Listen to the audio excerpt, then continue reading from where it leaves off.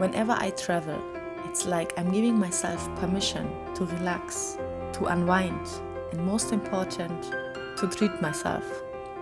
And I think that's one of the most important things, because in our daily busy life, we tend to forget what life all is about, or what life should be about.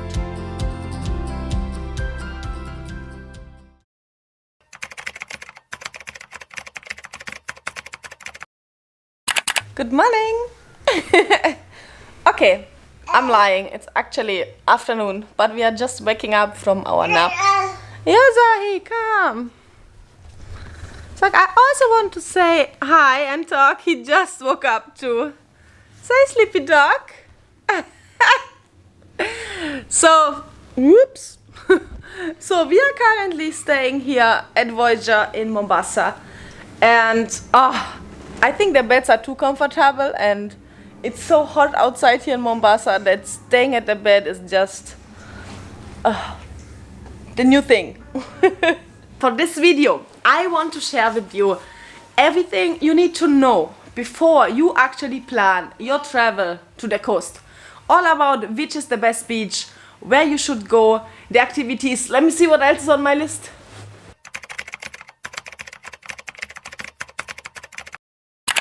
So if you drive it, it takes you maybe 8 hours. If you speed it up in a car, maybe 6-7 hours. But the best way, to be honest, on how to come here is simply by flight. And the flights are pretty cheap in Kenya to come from Nairobi to the coast. And now this depends on which coast you are going. Like, we have so many different places here. We have here, for example, where we are in Mombasa, it has its own international airport. We have an airport in Malindi. We have one to Lamu. To Lamu you have to fly in. There's no other way, because it's not safe to go there by public transport. Yes, sir, he's not safe. And then as well, if you want to go to Diani, Ukunda has its own airport too. Yeah. So then the question I get asked all the time is, because people are like, okay, but what is about the train? There is a train, it's the SGR, and I don't know why, but it's everywhere so highly recommended. We have been using the train several times. Also the VIP tickets, and I want you to make your own opinion. Go and check out that video I shot about the train, which I compare what is better, taking the train or going by plane. So just check out the video, please. And then you make your own decision. Woo! So my baby also wanted to be here. So Zahi is here now with us. Yes, woo! So one question you guys ask me all the time is about, Sinja, which airline should I use?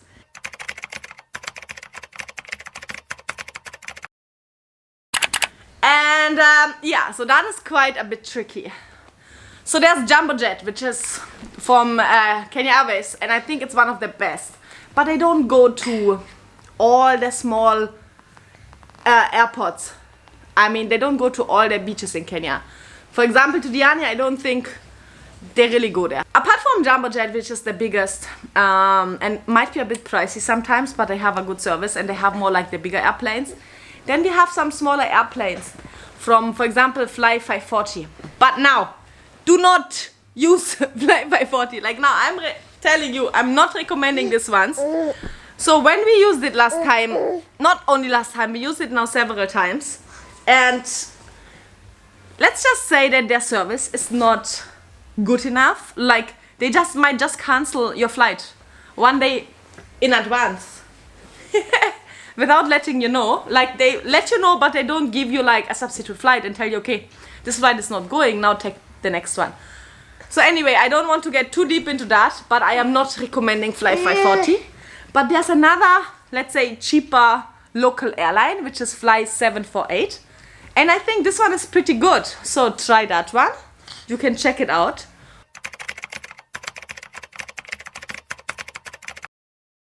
And this one, of course, really depends on your travel style. Like, there are places where you can travel for like, especially also in Diani, there's like Diani backpackers, you can sleep for like $15 a night, I assume. Or like, I like traveling more like in boutique hotels or in, yeah, more private places. Like, I prefer to rent out a beach cottage, or like in Malindi, we stay in a small resort. Yeah, But if I have to give a recommendation, Indiani, let's start from south and then we go up the north. So South Coast Indiani, I recommend, I love Swahili Beach. It's a 5-star, but I think it's still the best hotel in Indiani. If you want to have more value for money, I mean less money, you have to go maybe check out Southern Palms. I think they have pretty good offers as well. Now in Mombasa, of course, I'm recommending you guys to come here to Voyagers Beach. It's in Nyali Beach and I think it's one of the best beaches in Mombasa. So if you continue traveling from Mombasa, the next stop would be in Watamu. And there, I truly liked Temple Point. I stayed there over a weekend, just like an Easter weekend for like 4 nights.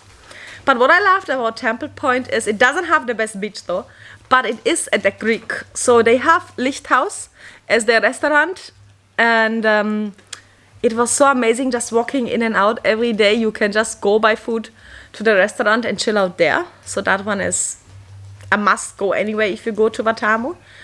And also, I mean, Watamu has so many beautiful hotels. Also, there's one, it's called Sea Rock and Sea, something like that in Watamu, which has like the bubbles and the sea lodges. So that one is really an amazing. Also, if you can just go over there for lunch, it is an unique experience. Yeah. Then in Malindi, honestly, I don't recommend it for tourists. I love it there because it's local and I feel home there. But I don't think it has nice hotels or something to recommend.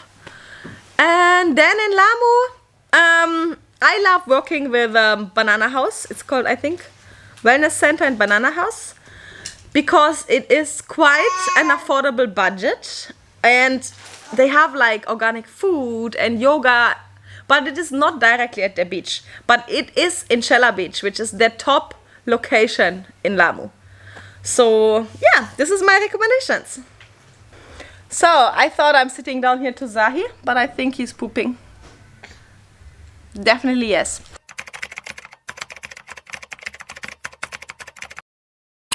Of course, every town has its own activities. So for Mombasa, I have made an entire video about it. Actually, I think 2.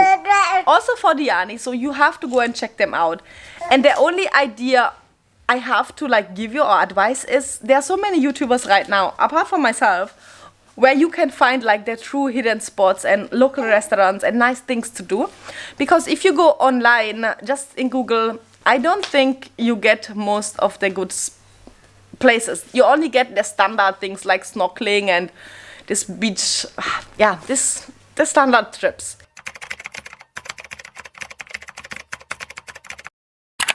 To be honest, this is not that easy to answer, so I give you my personal opinion. So, for myself, I think Diani Beach has beautiful beaches, especially Ngalo Beach actually, the second part of Diani. But when it comes to the activities and to the flair and to the hotels, I just think like Diani had its time. So nowadays, which is way more in the hype right now, is Watamu. And Watamu is very small, so don't think like it's a big thing or a big city. But in Watamu you have a beautiful, I don't know, like restaurants, hotels. It's more has this unique feeling. I've spent a lot of time in Watamu and Malindi myself, so I think Watamu has the most white sandy beaches, and it's also where the hotels, they really try to give you that extra unique feeling. And then there's one island, it's called Lamu, and especially if you go to Shella Beach, this is my personal highlight. I haven't gone there now for a while. I really have to go there and spend more time there, but I think in Lamu, yeah.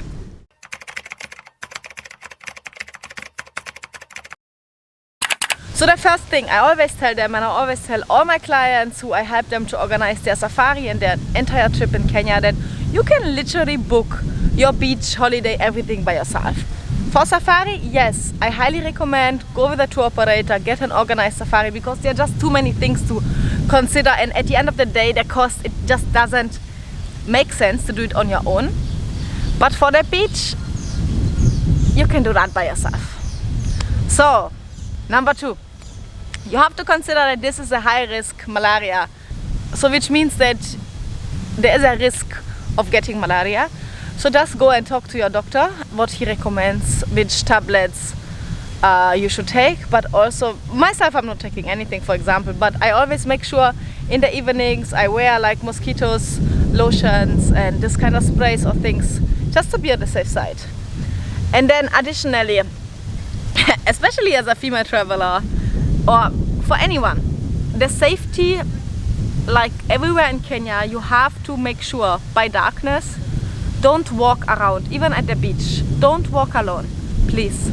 So always be with someone, maybe a local, or if it's from the beach time, not unless it's your private hotel, then it's okay. But if it's at the public beach, you should not be there walking alone. Even in the streets or in town or somewhere close to the beach, then please take a taxi or a tuk-tuk somewhere so that you can be safe. And then something which is quite tricky and challenges, because when it comes to the beach here, there are so many beach boys. Like surprisingly right now there are less beach boys here. But in general, they always come and they want to sell something, which is okay and understandable. But when it comes, they offer you good prices, or they think like you get a better deal than with an operator. But if you book day trips or some small activities with them, then this is on your own risk. Like, they just want to make money, to be honest. And that's their right, and that's okay. But it can be not the safest thing for you to do when you just go and listen to a beach boy because you think you could save $10 or $20. So yeah, that was it, the tips from my side. I hope you enjoyed this video, and if there's anything else you need from my end, you guys know where to find me, and I can help you to plan your trip in Kenya. So let me enjoy my rest of the day.